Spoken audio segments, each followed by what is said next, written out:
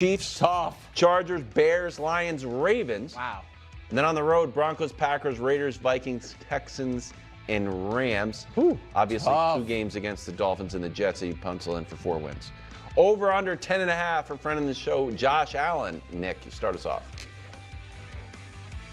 I'm going under. Oof. I am not as optimistic about their coaching change, particularly in the regular season, as I am for the Ravens. I also think that same reason I'm worried about the schedule for the Patriots, I'm worried about it for Buffalo, and they don't actually get a ton of benefit for it being second place because, as you know, for instance, they get the second place team in the AFC North. Congrats. Yep. Instead of getting the Steelers, you get the get the Ravens. You get the second place team in the AFC West. Congrats. Instead of getting, or I guess they were going to play the Chargers no matter what. So you get the Texans instead of the Jags in the AFC South. Like, none of those are great. You get the Packers instead of the Bears. I don't even know if that's better than the first place schedule.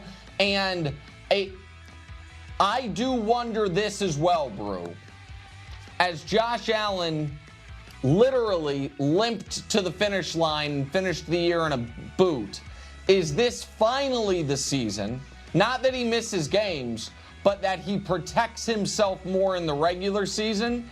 And if that lowers their regular season efficiency, even if it makes them more dangerous in the playoffs, because he doesn't want to have a broken foot, come January. So I will go right now, tentatively, in pencil, even though I'm holding a Sharpie, I will go under.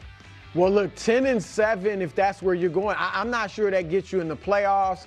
And so that's alarming to Probably think. wins that terrible division, Brew. I mean, who else is going to win double digits in that division? Let's be honest. It's alarming to think they would make it, but we just saw Mahomes and Lamar not make the playoffs in their prime, right? So you're saying he's due. He might be due. He might be due for a year. Joe Burrow didn't, yeah. Great take. That schedule is scary. I do believe in Joe Brady. I think offensively they are going to be at least as good, if not better.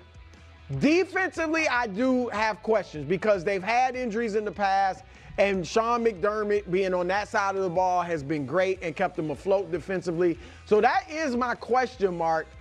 But I'm going to take the over for now just because it's hard for me to fathom, coming off that disappointment last year, Josh Allen not getting them into the playoffs. Yeah. Wow. So let me get this straight. The Kansas City Chiefs are pegged for the over. The Baltimore Ravens are comfortably sitting on the over. It seems like every franchise with a top-tier quarterback is getting the benefit of the doubt, projected to clear their win total. Except, of course, for the Buffalo Bills. Suddenly, the narrative is that Josh Allen is primed for regression. Now, there's suddenly genuine concern about Josh Allen's foot, a lingering issue that's being treated as a potential season derailer. But let's rewind a few years.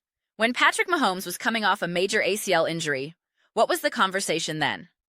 Oh, it was all good. No worries there. He was just going to waltz right back in and resume being the face of the league, the most formidable force in the NFL. Yeah, that logic tracks perfectly. It's the schedule, they say. That's the other talking point being trotted out. And as I keep hammering home every time we have this discussion about strength of schedule, the schedule is just the schedule. It's a piece of paper. It's a list of names. It doesn't play a single down. It's as if everyone has collectively forgotten the caliber of player Josh Allen is. We can sit here and marvel at the exploits of Lamar Jackson and Patrick Mahomes, and rightfully so. But Josh Allen is better. I'm not saying he's marginally in the conversation, I'm saying he's superior. And let's not forget, Lamar Jackson didn't exactly play a full, uninterrupted slate last season either. He was banged up, battling through injuries, and missed time. So yes, if Josh Allen is banged up, if he's hobbled and in and out of the lineup for stretches, then sure, I'll concede the point. If that happens, I can absolutely see this team falling short of 11 wins. I'm willing to admit that. I know. I've just outed myself.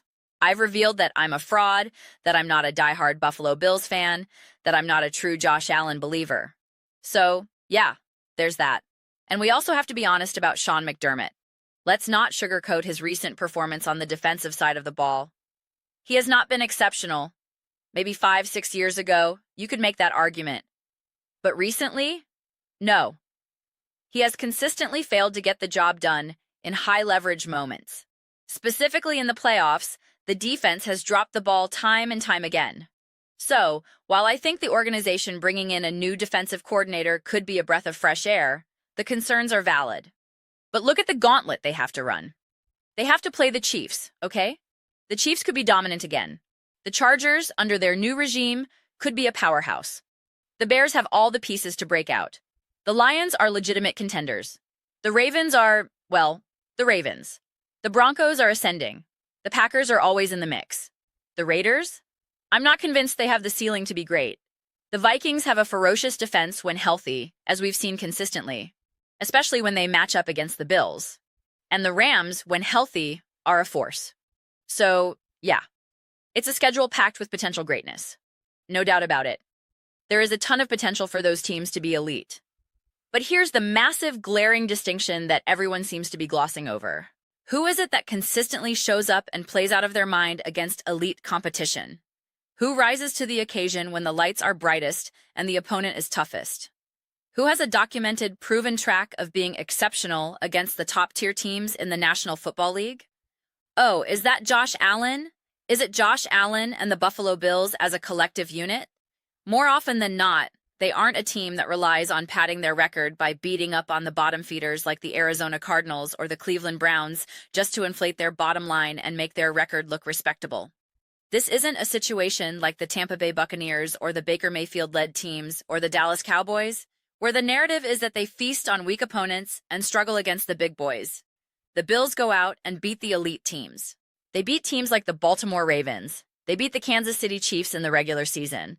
They beat the Detroit Lions. They have a history of going toe-to-toe with the absolute best and coming out on top.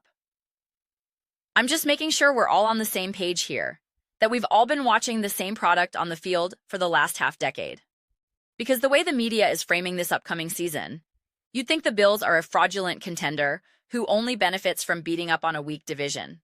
And look, they do benefit from that. No question. Just like the Chiefs have done for years in the AFC West.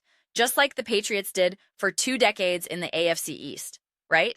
That's just the reality of having a weak division. But let's not pretend that their formula is to scrape together 10 or 11 wins off the backs of the dregs of the league and then barely eke out a single win against a good team to stumble into the playoffs. That is demonstrably not how the Buffalo Bills have operated under Josh Allen, and it's certainly not how Josh Allen himself has performed throughout his career. So, when I look at a schedule like this, my immediate reaction is excitement. Pure, unadulterated excitement. Yes, there are a ton of marquee matchups. Obviously, the Bills versus the Chiefs is always a must-watch event. But I cannot wait to see them line up against the Chargers and that new-look offense. I am counting the days until they face the Bears and their collection of young weapons. The Lions? Bring it on. The Ravens? Sign me up. The Broncos and their stifling defense? The Packers? Are you kidding me? The Rams? It's an embarrassment of riches in terms of compelling football. These are all games featuring the Bills. I haven't dissected every team's schedule yet, but off the top of my head, this might be one of the most entertaining slates of games ever given to a single franchise. It's only February, and I'm already going through serious NFL withdrawal. But just looking at this list, the Chiefs, the Chargers, the Bears, the Lions, there isn't a single game you could convince me to skip. The only games that might come close to being skippable are the ones against the Jets and, to a lesser extent, the Dolphins. But honestly, if Malik Willis is under center for someone, I'm tuning in for sure. The Jets, maybe not so much. But obviously you have the Patriots in there twice. I'm telling you, this is 15 box office smash hits. Even a game against the Vikings, even a game against the Raiders, I'm genuinely excited to watch those. With Pete Carroll and Chip Kelly potentially cooking up something interesting in Vegas, I'm all in on that chaos. Honestly, every single game except for maybe the ones against the Jets has my attention. So they have 2 games where I might go, it's just the Bills versus the Jets. Who really cares about that? I am pumped. I am genuinely hyped. Literally every single one of these games feels like it belongs in a Sunday night or Monday night time slot. This is awesome. This is absolutely, positively awesome. I cannot contain my excitement for this schedule. Out of all the schedules I've glanced at so far, and I haven't looked at many, this is easily, without a doubt, my absolute favorite. Every game is a headline act. The closest you get to a breather are the Raiders and the Vikings. And like I said, the Raiders are going to be a fascinating watch because of the Carroll and Kelly dynamic.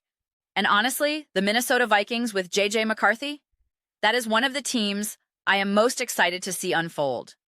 Not because I think they're automatically going to be world beaters, but because I am fascinated to see how that story gets written.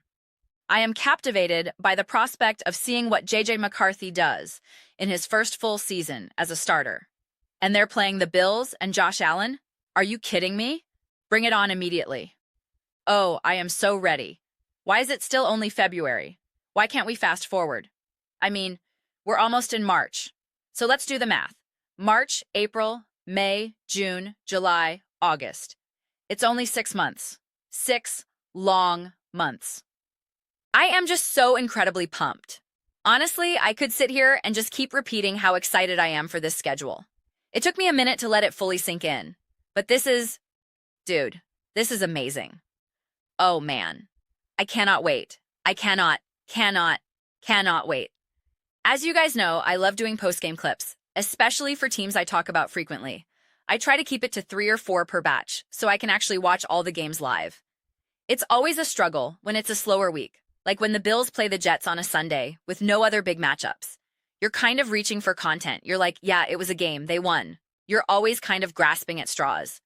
But with this schedule, every single game is going to be one where I cannot wait to do that post-game breakdown. Cannot wait to talk about it. Cannot wait to dissect it.